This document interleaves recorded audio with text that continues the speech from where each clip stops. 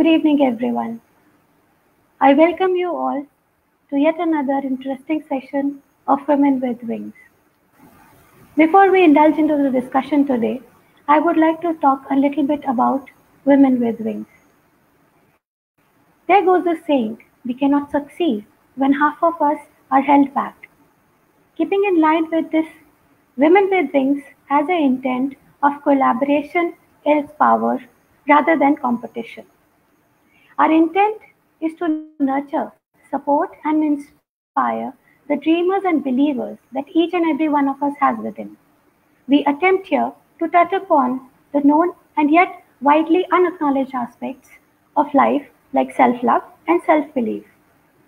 This reminds me of a small story of Princess Merida, if anybody has seen the movie Brave, where the princess says that I am shooting for my own hand so that I not be bound by any prince to take upon the duties of my nation.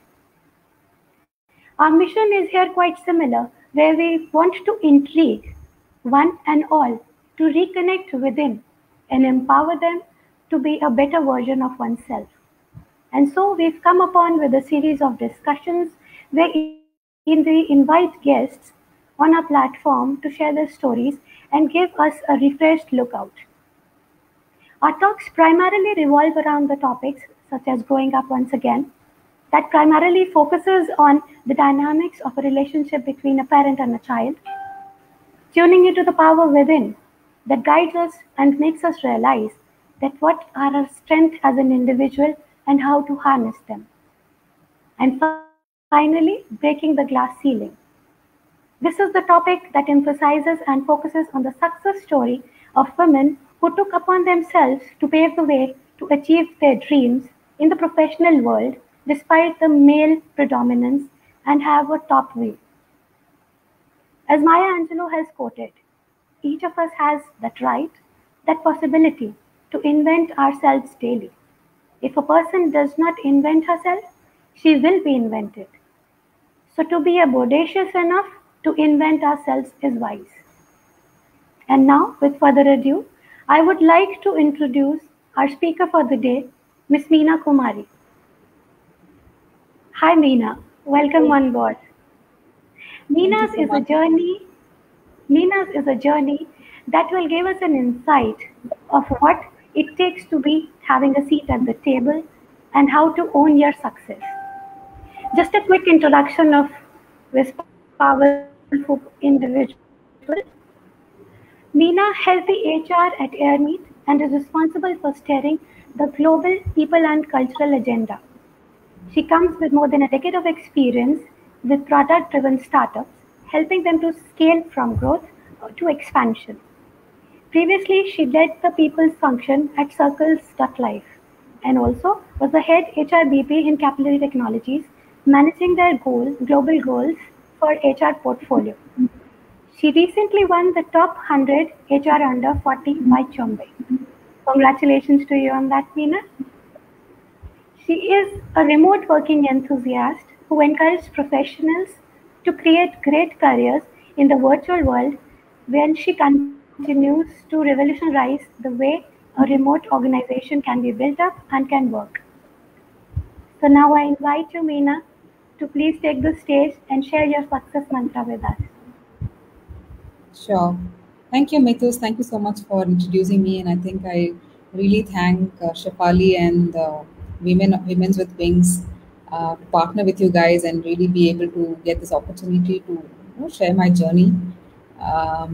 Just like anybody else, it has not been easy. There has been a lot of hurdles in my life, right from childhood till today, which I had to really work hard, work and push forward, realize my potential, and then get to here. Maybe I don't know if I should start from telling how my organization journey has been so far, right? I would like to interrupt, and we would like to know Meena as an individual, the girl who came across to become such a powerful person in the industry now. How did your journey start from the very childhood? Right. I think, yeah, thinking about childhood, right? I mean, it's a nostalgical thought because It takes me way beyond when I was in school, what I used to do, and um, how my parents really taught me a lot of valuable stuff in life. I mean, as a child, I was very silent, but my mother discovered that I only spoke when necessary, right? Oh, Um, she also understood that I loved languages, and she used to encourage me to kind of really build that skill. So today I know 5 languages. It could be 6 languages, but at least now I'm fluent in 5 languages. I would always I love to learn languages, but I would always shun away from explaining myself when someone confronted me or blamed me. Um, I wouldn't have the courage. So my mother would always encourage me to. She would always say, "You need to face it. You need to structure your thoughts. You need to answer with clarity." She always made me realize that communication is the key, and if you don't understand that early, you would suffer with guilt and not being able to speak up later in life, right? So that was my first lesson. My mom used to always teach me as a child. She always used to say, I have 3 sisters, in fact, right? I mean, we are 3 sisters. I have 2 sisters after me, so I'm the eldest one in the family. um, she would always say that, particularly when she would make this point that whatever I do or whatever decisions I take or however way I put myself across, it's going to influence and affect my sisters, because as the eldest, they are going to be copying me in the way they would see themselves, right? So it was responsible, because earlier I did not understand, but at least now I understand. Uh, my both being my the sisters eldest, yeah, being being the the eldest. eldest, you tend to become a role model for the family. Yeah, they've Yeah. definitely looked up to me. I was very determined. I used to always challenge norms, and I'm so glad that my sisters are doing much better, more successful, and all of that. Um, you know, and of course, there is also my mother played a big role in me being what I am today, but my father also played a big role, right? He's this very hardworking person. He's so loyal to his work. It makes me think that some of the life changing values that help me keep up with whatever I am today, right, is because I learned it from him. He's a very extremely punctual person. He cannot bear the fact that if you're 5 minutes late, it's unacceptable, right? And he's Okay. very straightforward, very honest, and so sensitive about all of these values that he carries, right? That he always feels that if he doesn't uphold this value to a higher standards, he's not going to gain the trust and respect of people, right? So that is very contagious. So I think I always look up to him. And if you see, even today, if there's a meeting, if there's anything, I'll be the first person sitting there. I have to be 5 minutes early, because I can't take the fact that anybody will point a finger at me telling that you were late, right? I think it's I've you just just experienced it. you just hold Yeah. yourself up to high standards, right? You can't hear criticism on a few values that you really uphold. So yeah, So so I I must I say that you've been shaped up to be an HR that has to have a punctuality and has to have a good communication skill. And that would have probably stirred your way to becoming the person that you are in the industry now. Yeah, maybe, yeah, I think, yeah, Shika's saying discipline is hands down. That Yeah. discipline is what I value the most, and I also keep telling this to the rest, say my team members, whoever it is, right? So discipline is highest. If you don't put yourself in that shoes, you are just exposing yourself for others to blame, right? They will say you're an HR, you didn't do it, right? You should never put yourself there. So you have to put yourself at the parents' shoes and the HR shoes all the time, because you're setting example, Yeah. right? And then I You are think, actually, yeah, it's like shepherd has to take care of the whole bunch so that nothing gets lost and nothing loses its value in the way. true, true. Yeah, but there were a few not so rosy things that has happened in my life as well, right? Like, I grew up and I understand the world doesn't see the girl child and a boy child as equal. Right? There's been many times that my relatives itself would tell my dad, "Oh, you have 3 daughters. You have big responsibility. I have 2 sons. They will take care of me when they grow up. You have to bear the brunt of 3 children and all of that. I mean, and then you'll keep struggling." And even today, my dad says that, there have been these people who have told, but today you look back at their lives. My father is the most happy now because he's seeing three daughters more successful.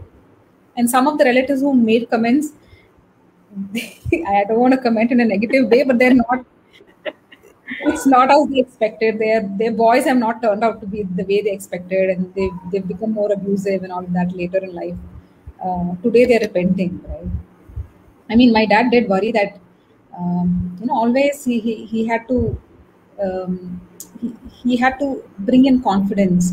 He had to do away with some comments and always look back at his daughters that, tomorrow if they have to be successful, today I have to feed them confidence, right? He's never Yeah. made us feel, um, he never made us feel low about being girls. He never made us feel low about being in a middle class family. He always gave everything that we required. Obviously, my father didn't come from a very well doing family, right? He himself had suffered a lot, right? He has supported his family from the time he was 14 years old. So he always looks at us and says, "You should be successful. Whatever today you're getting, you should be able to give twice, thrice to your children."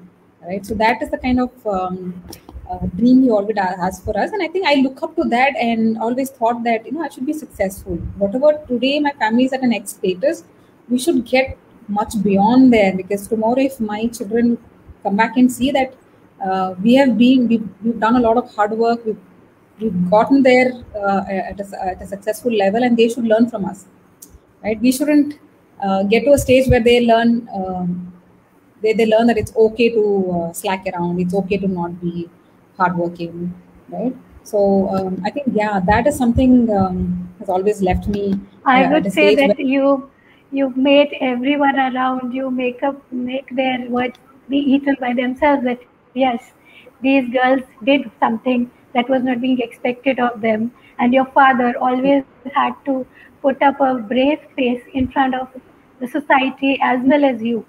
But that might have shaped you to become the woman of the day and to become a person who acknowledges the facts, respects them, and has yes taken up the responsibility to give a better life to oneself as well as parents, I must say. Because parents don't want much, they just want the acknowledgement and they want their children to be better than what they had been in their lives. absolutely, So, absolutely, I think many times that thought has made me take a lot of selfish decisions, right? Of course, there is determination, there's confidence, but a lot of selfish decisions. I mean, um, to a level. I mean, I know this is a forum where you're talking about women with wings. There has been so many hurtful situations in my life. I've never told anyone because I don't want anyone to judge me basis that, right? But yeah, since we were three sisters, my parents decided they had to get me married very early, right? mhm. And once that happened, I was juggling between college and marriage, and that was not something that was very nice, right? And then within a couple of years, I saw myself out of college with a child and with a very horrible life where I was suffering domestic violence. I had to really voice out to my father, my parents, and they told, okay, this is not something that you should suffer. You should step out of it, right? So I took the bold decisions against societal norms. A lot of people told, no, no, you have to manage. You have to manage. It's important that you stay in the marriage. I stepped out of that, right? I stepped out. I got a divorce. At a 21 years old, I had a child and I was a divorcee single parent, right? So Oh my let me tell God, you, that would have been yeah, that totally that would shattered have me. been a That real yeah, it would have been, I don't even have a proper word for it, that it would have been a traumatic experience for a 21-year-old. It's a kid only, it's just a kid coming out of the college. yeah, But I would like to just take a minute and ask you, why do you say it's a selfish decision? Because it's not a selfish decision to speak about something that you are suffering and you are not at fault. I don't yeah. look at it as being selfish. It's bold. No, let me complete my story. You will know a lot of selfish things that I've done, because certain of these situations, right, has put me at a forefront where I have to think about me only, right? I can't think about anybody else. People don't think about your sisters, think about what the society will say, think about your child. I'm like, I would want to use a lot of F words here, but then I just don't want to give that society the power to,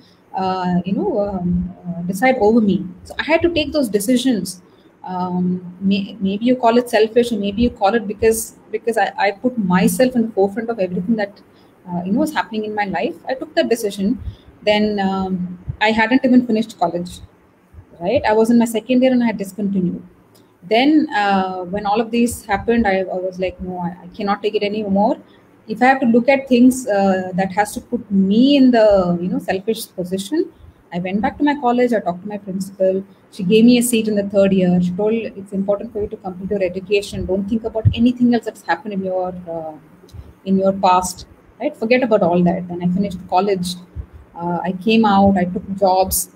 I supported my child, and after several years, I think I was in a place where you know I was all I was always surrounded by a lot of nice people, but then there have been people who have not been so nice because they feel that being a single mother is a limitation, right? There was a manager of mine who would say, "Oh, you're a single mother. Don't tell this to anyone." Right? And I was be like, what is it so to be so ashamed of it, right? Don't tell this, then people will either take wrong advantage of you, or they will think about you as lower than what your capabilities and potentials are, right? Those were the things that people have told me, right? And they would always undervalue me, undermine me. And then came a Correct. situation where I found someone, I fell in love, and I remarried. That was also another problem, right? People would say, "Oh, now how are you going to manage?" Right? If you have another child, just think about how your first child will think about all of this. It was like, oh my God, society is bringing in so many their own pressures, their own thoughts that impose on you the way you should live your life and not how you want it, right? So I had to break all of this being selfish only.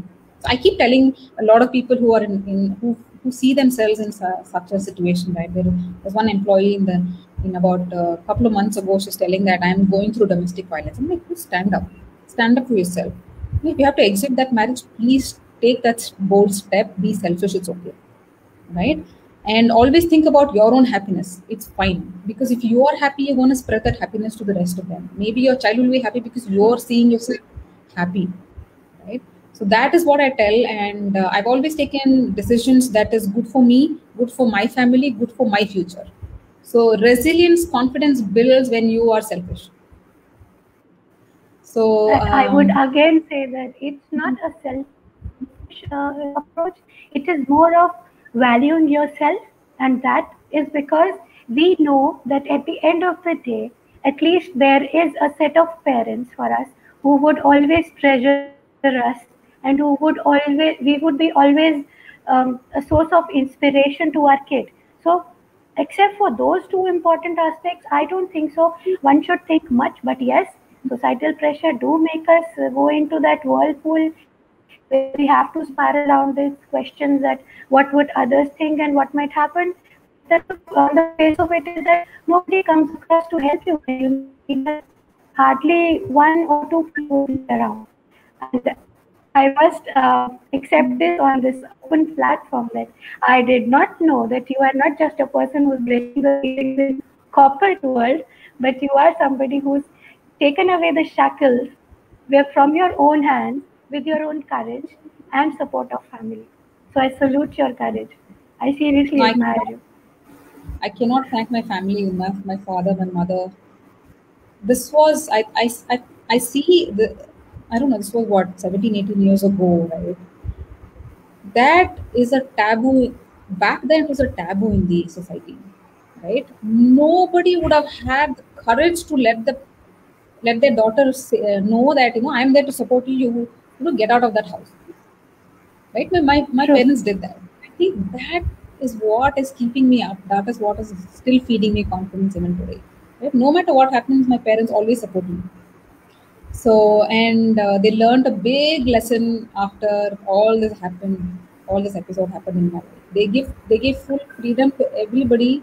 Me, my other two sisters, all three of us have had love marriages.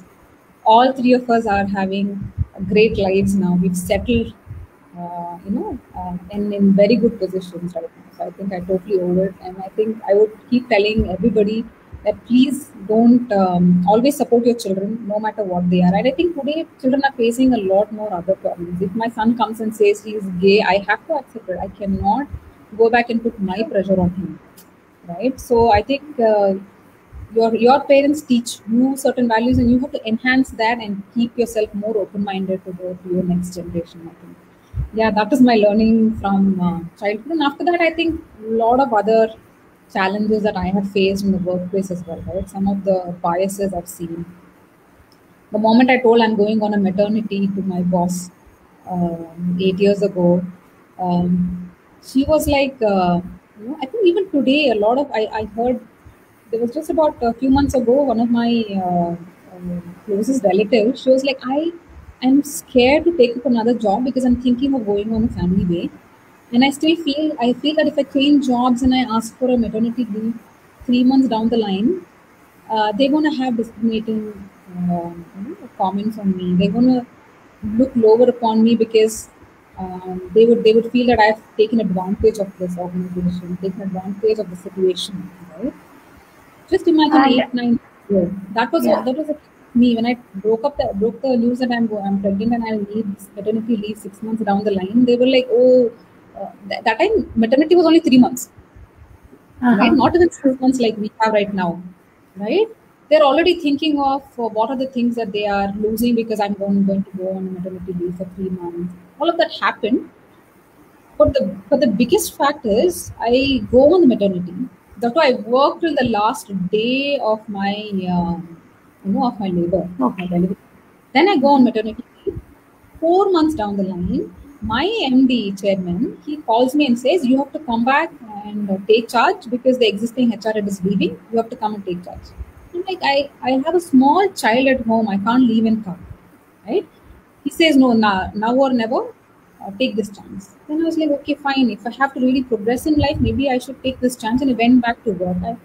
And tell you, I couldn't manage. I couldn't manage even for 1 week straight, right? I would go at 11:30 because I cannot leave the child. I'm breastfeeding as yet. Unattended.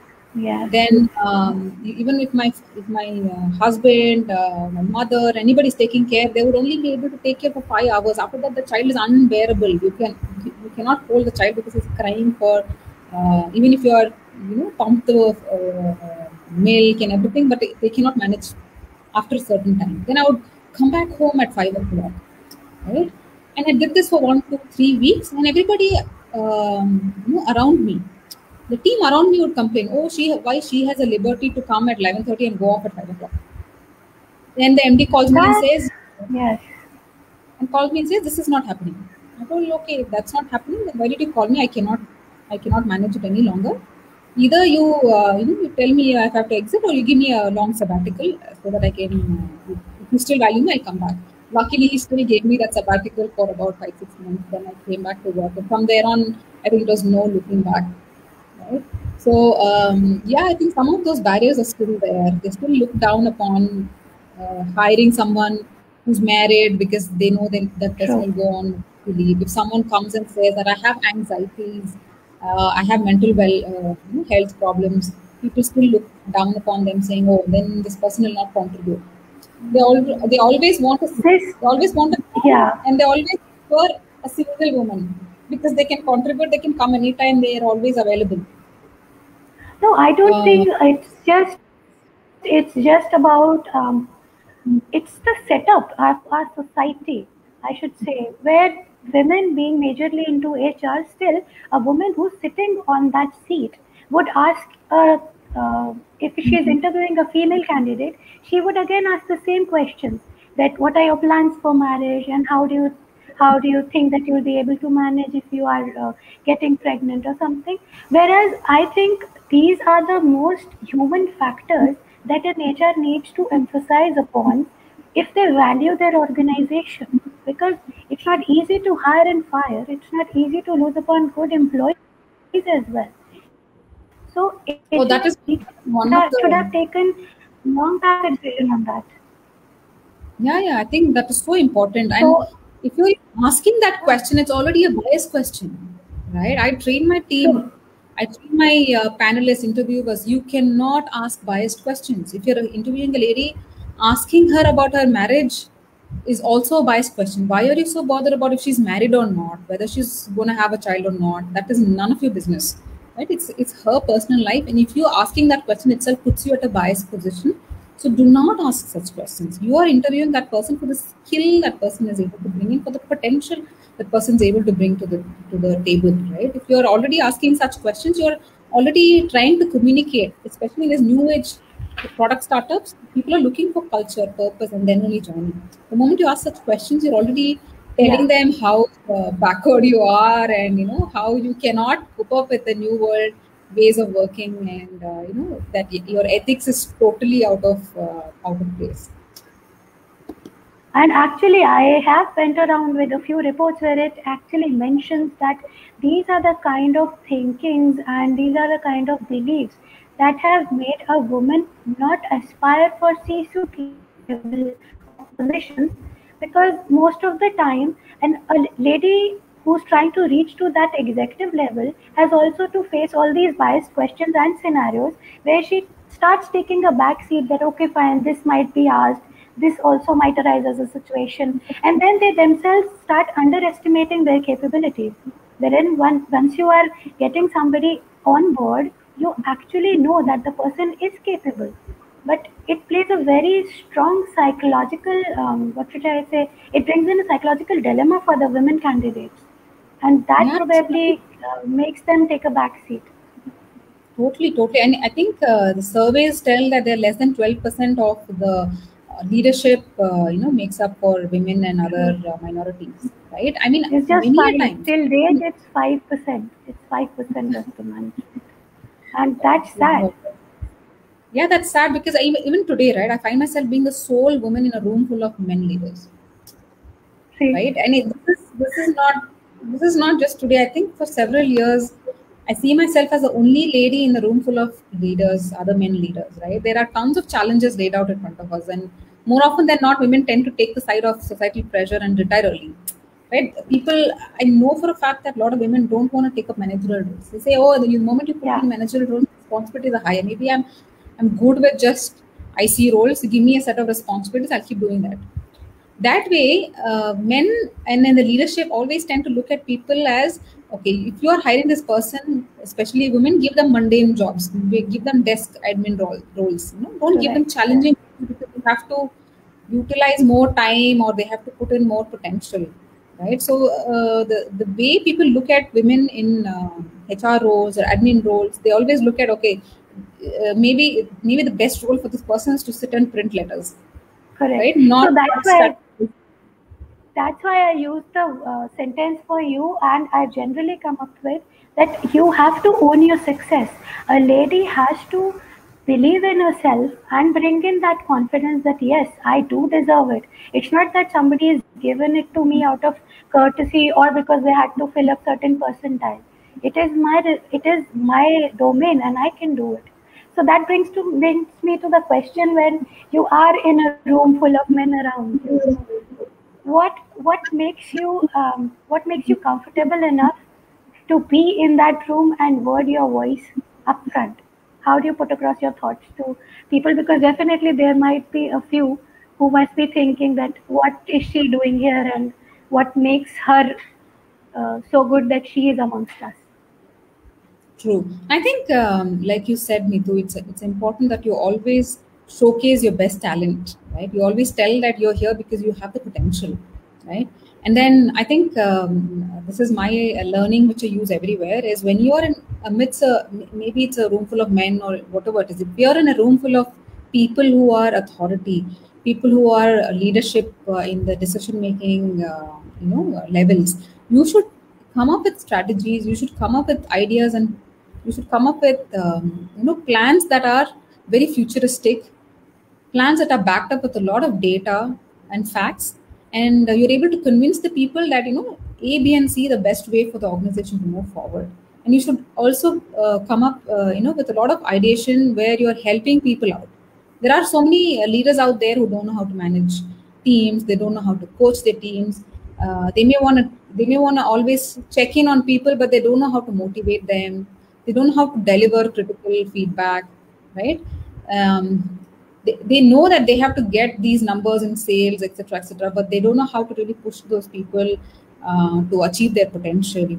So I think once you identify who has what problems, right? The more you interact with them, the more you're solutioning for them, the more they start trusting you. The more they know, okay, if this Meena is in this forum with a lot of other leaders, whatever she say is going to be impactful because I have these limitations, these weaknesses, right? So you play on the places where you can actually add value, and you have the biggest strength there. So Yeah. that is what I've learned. It's about knowing people and always trying to help them where required. So my next question to you: when you use the word help, the word comes to my mind is mentorship. I believe personally women leaders can be good mentors. But is it easy for a budding executive, female executive, to come across to, irrespective of the gender, and ask their seniors to be their mentors? And if yes, then how to approach it, and how to not showcase your weakness and yet convey that yes, I am capable, and but I need your mentorship because of certain reasons. How to do that? Why do you think you cannot portray your weakness? Right? It's important to know your weakness and also be able to Yeah. articulate it. Right? For No, me, but you should. No, no. I sorry to interrupt again, but being a female who's aspirant enough and wants to come into the limelight of leadership, but still, there would be at the back of the mind, there would be that okay, I am always being thought of as somebody, as a second grade citizen when it comes to the corporate hierarchy because I'm a female, and because what my future turn out to be, if or whatever situation arises. So yes, I think personally that the female tend to hide, or rather try to not display much of their weaknesses in that kind of an environment, but yet they want a good mentor for themselves. So how to go about it? so I would say it's important to start ambitious. Right? If you're not ambitious, you're just ordinary. That means you don't want to grow. You just want to be the place where you are, right? And then you should, if you're ambitious, you should also courage it and look up for other successful women or other people to draw inspiration and ask for help. Right? Do not shy away. And like we're telling, it's not about hiding the weaknesses. It's about realizing your weaknesses. Maybe you always want to play your strengths, but it's important to understand where you lag behind Yeah, and be able to articulate that well to the people that you're asking for help. Right? If you don't articulate it, they're going to be only talking about things that they assume and not necessarily know what your weak points are. Right? And of course, the mentor's job is also to reflect on what you lack and how you are building that and converting that weakness into a strength.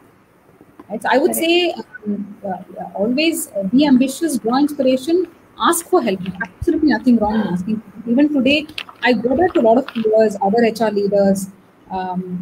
In doubt, I'm asking them questions and also trying to learn from them what they're doing so that I can see whether that can be implemented in my organization. So I always draw inspiration. I always ask, and I think in all of this journey, it's important to stay strong and confident. Never never succumb to guilt trips. Right? It's so important because many times as a woman leader, right, the one guilt trip people will let you on is if you take too many leaves. If you say you want to take care of the child, you say you have ailing parents, you want to take time off, right? And then within the house also.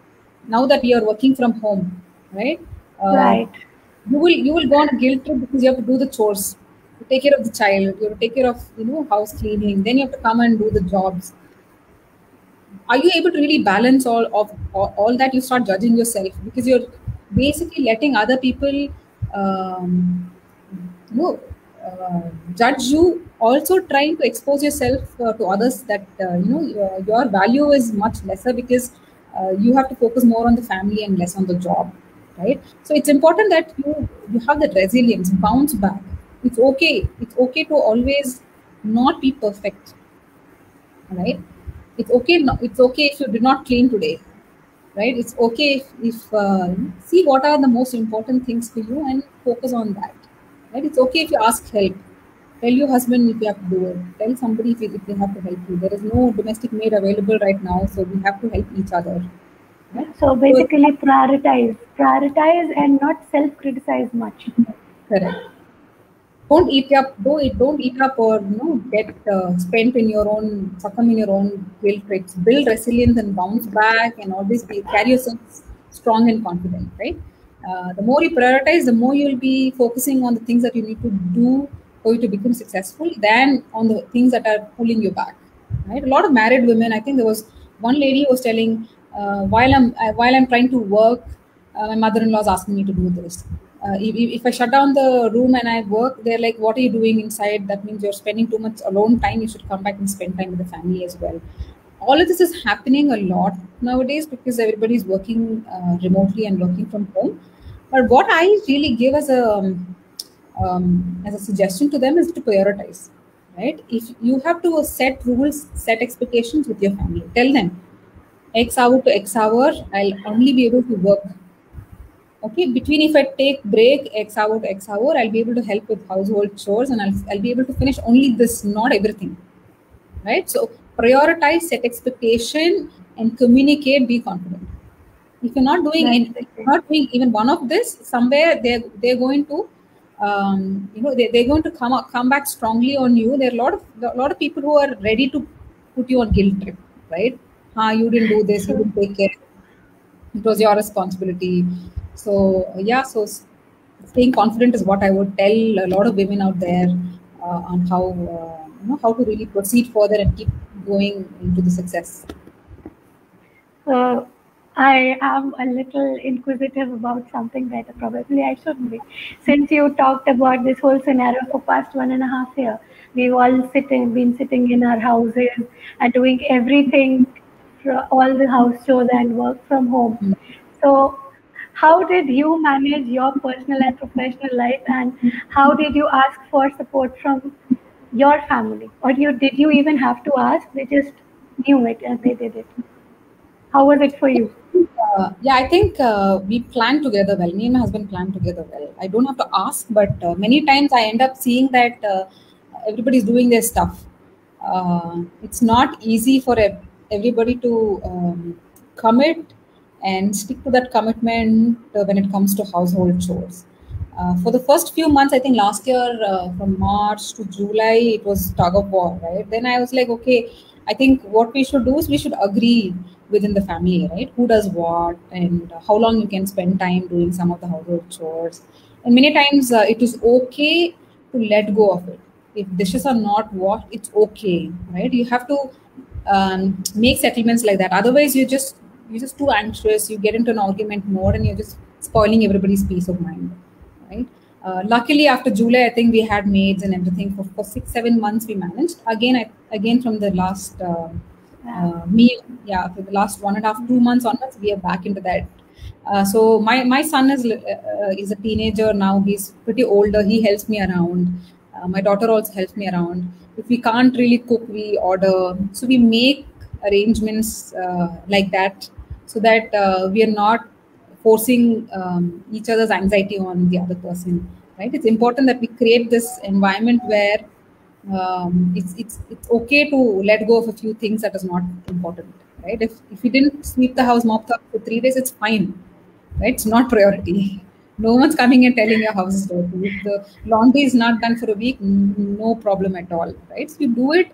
If somebody's commitment, you do it at the time that you're free. Otherwise, it's absolutely fine. So it's about making that that homogeneity amongst the people. Yeah. So I think so that's how we that's how we stay. You were doing it. Sorry. Okay. That's how you stay sane. So while you were doing it and struggling with your own system to come up and handle the things, did you project it onto your teammates and tried to change a few things so that even the employees and the teams of your organization feel at ease, and there's no fall short of efforts or no dismay for anyone. Absolutely, absolutely. I think I've created a nice remote work playbook, right? It talks Okay. about what and all you can do, right? 1A is how you can set up meetings, don't have too many meetings, ensure you are having enough free time, focus hours for yourself, ensure you block time off for your own household chores, because you will find yourself that you're working from 8 o'clock in the morning to 11 in the night, because you right now tend to do a lot of integration, right? There's a work and life that are getting integrated, right? The moment you do that, you'll find yourself taking smaller breaks in between, and then also working in between. That suddenly you will find yourself being very stretched. That means you've been doing a lot of work only, right? There's no me time, there is no rest time. So it had been leading to a lot of stress for a lot of people. So I created this playbook where talking about create those me times, create those focus hours, block off your time, don't have extensive meetings in your day, right? uh, Focus on your health and well-being as well. It's so important. A lot of people had anxiety, stress, not able to focus, spending too many hours on Instagram because they just can't think about anything else, right? Definitely a lot of mental health was affected. People then succumb to just watch Netflix, because Yeah. suddenly they're feeling so stressed that they don't want to do anything. And I'm not saying it's a bad thing. People, it's truly a well-being aspect, right? So for those people, we've created these playbooks. We've done a lot of trainings where we tell them that take time off for your own health, go for a walk, ensure you do 5,000, 10,000 steps in a day, eat healthy, focus on all of these things. Then you'll slowly become, more focused on the work that you're doing, right? Create goals for yourself and work on those goals slowly. Engage a lot. Engage a lot with your team members. Talk about their problems and share your problems with them. Then we create a lot of same interest clubs and Slack groups where people are talking, sharing. There is also Mm-hmm. a meme channel where people are sharing memes. It's okay if you want to Okay. make fun of someone, share memes. It's okay. You will laugh out on such memes and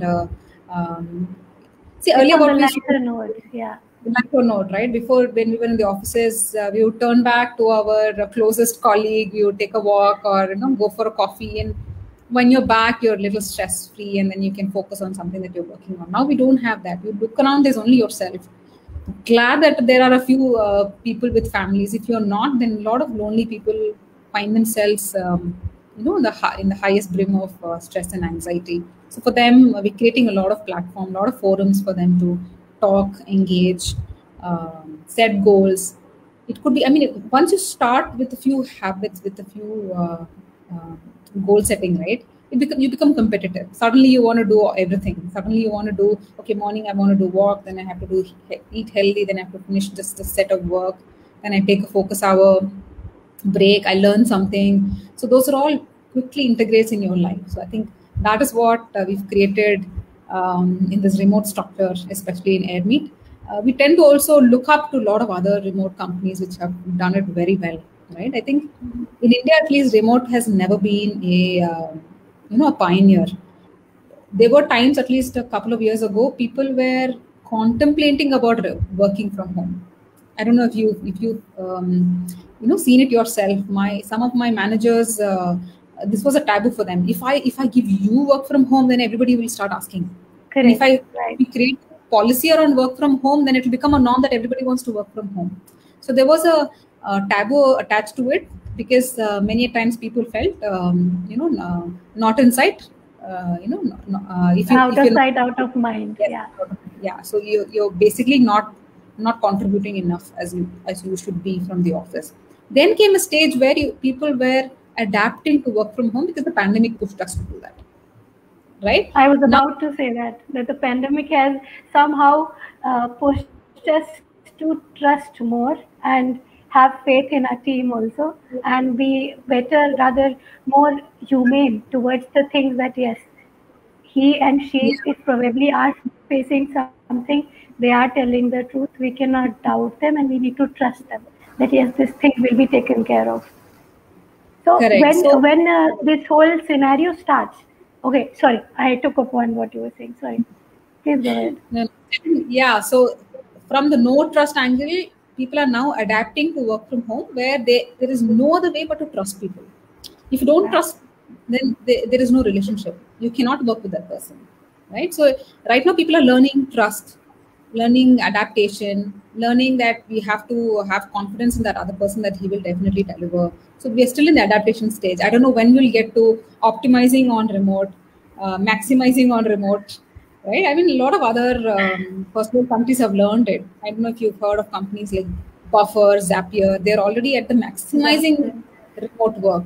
Today we're still at adapting, right? I think We there's a will long have way. to adapt because we are people with ingrained thought processes where we say that it's not a weekend for us. It is always a new day for us. So we do not Hmm. think of ourselves to unwind on specific days. For us, the night sleep that we have had, the family time that we have had, is what rejuvenates and refreshes us. So we are ready for the next day to come up.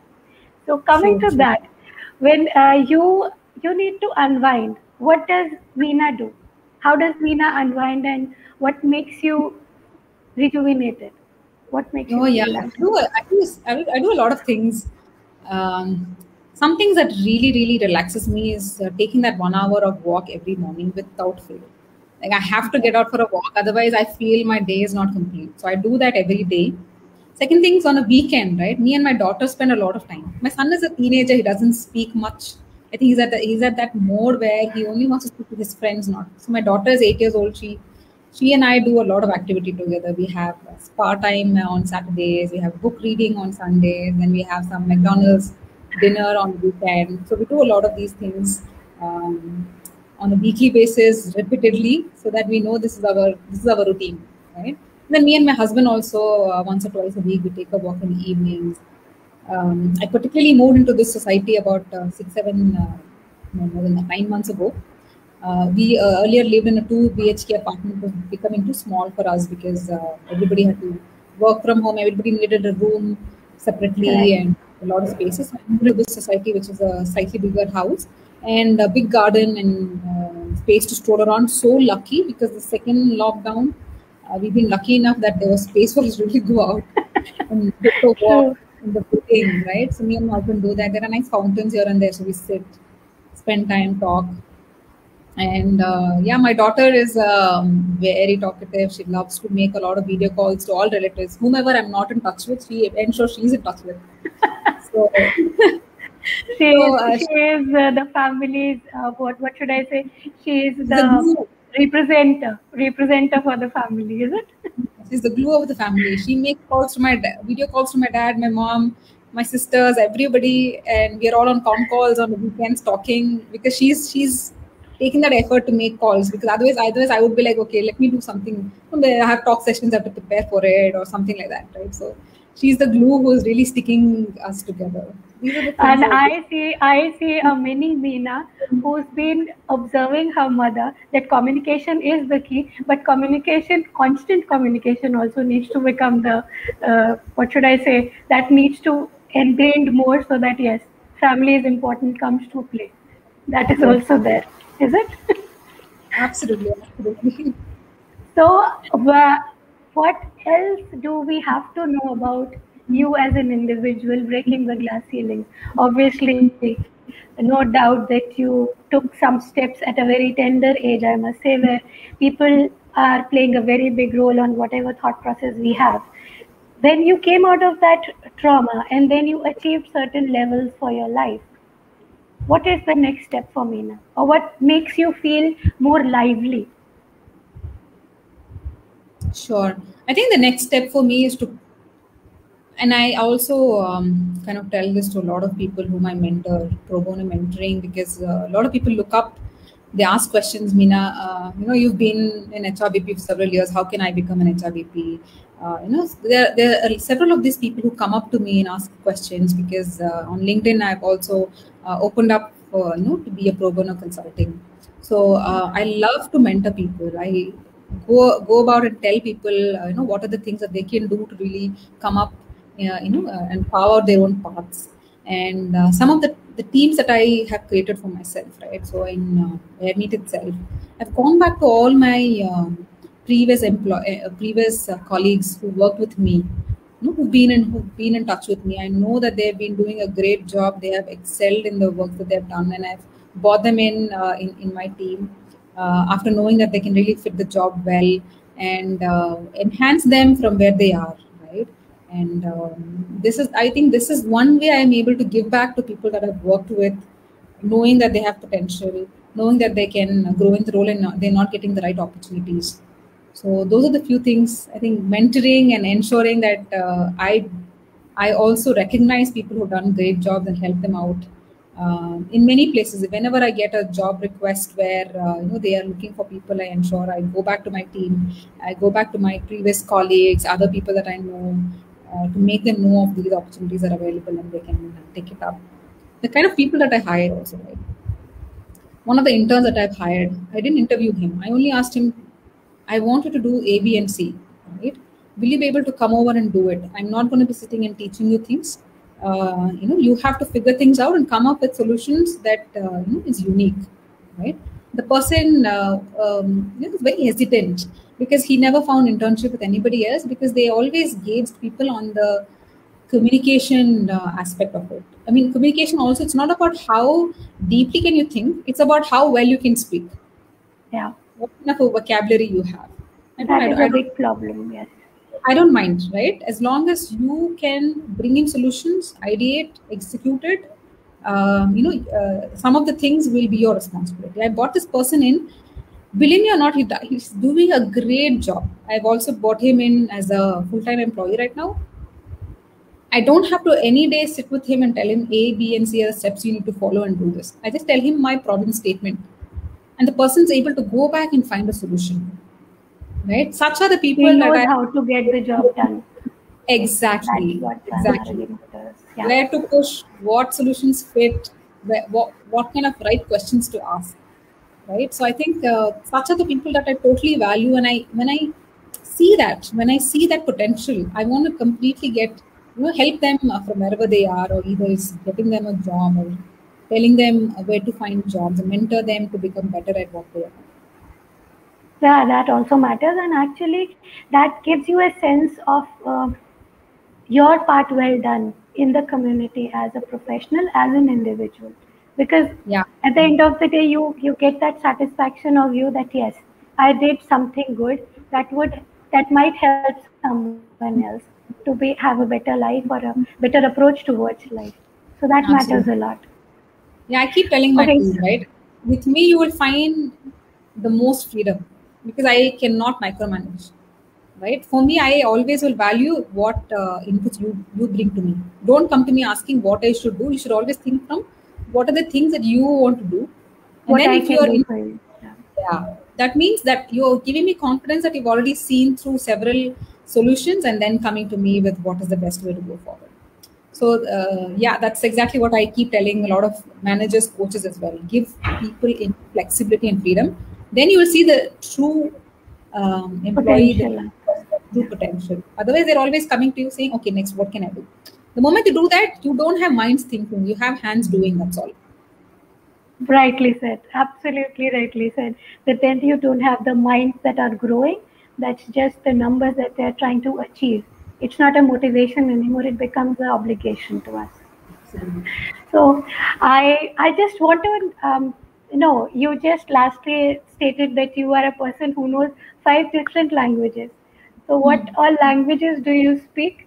And how often do you use them when you are in a situation where you know that if I speak in this tone, the person is going to understand, but if I choose different language, things might change.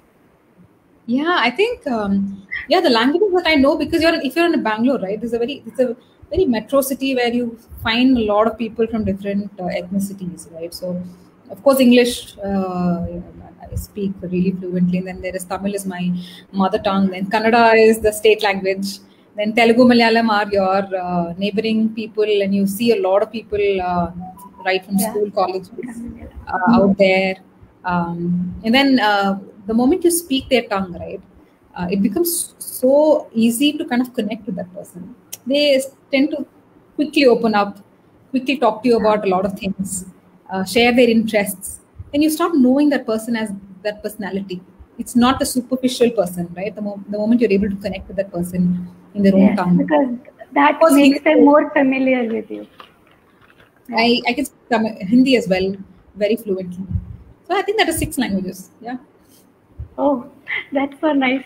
Actually, it intrigues me also to get on board with something that I would say that yes, if I am in that scenario where I can understand somebody else's language, it actually breaks the barrier between two individuals as well, and it makes more of a comfort zone that yes, we do understand each other without any uncomfortable conversations coming in between. Cool.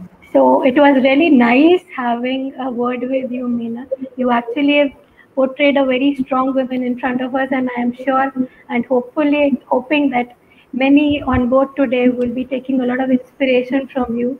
And since you've already mentioned that you do pro bono work, I would definitely like to invite you on our platform whenever you can make time or whenever we would need your help. We'll definitely touch base again and guide us through and get help from you, whichever way is comfortable for you. Totally, So Neetu. I'm I would totally just like for to it. wrap up the whole. So any last suggestions or any punchline that you can deliver the session that would give it more impact? That yes, I don't know if I have punchlines. I think I have a um, few values that whatever I pops up really, in your mind. yeah, I really carry is, uh, be ambitious. Be ambitious. Carve your own path for your future. Uh, Draw inspiration as much as possible. Be strong and confident, and always, always, always build resilience. Resilience I is the think these key are. word. Yes, I would encourage all women to kind of really build these into their DNAs, because it's not a great world out there. There are people are waiting out there to pull you down whenever possible. It's your resilience that's going to push you up. So it's important you build resilience and always bounce back. Thank you so much. And I would like to once again say this maybe to overword, but yes, you are a sensational personality and you actually have become a phenomenal women standard for us to be on board with us and represent the power that a woman has. And I would like to close upon by one of the sayings by Sheryl Sandberg, where she says, we need women at all levels, including the top, to change the dynamics, rephrase the conversations, and make same women voice heard and heeded upon without being ignored or overlooked. So I invite all the ladies on board, as well as the gentlemen who believe in the power of women, to just keep your foot on the gas pedal and roar and achieve whatever you have in dreams and whatever you know inside yourself that you can make it. Thank you so much, Meena, for your today's session. It was really eye-opening, and it was a fresh breath that yes, women do achieve it, and there are women amongst us who are always available whenever we would need help. Thank you so much. Thank you so much, I Neetu, thank and all thank you my for viewers also for coming on board today. Thank you. you. Bye bye. Bye-bye. Bye.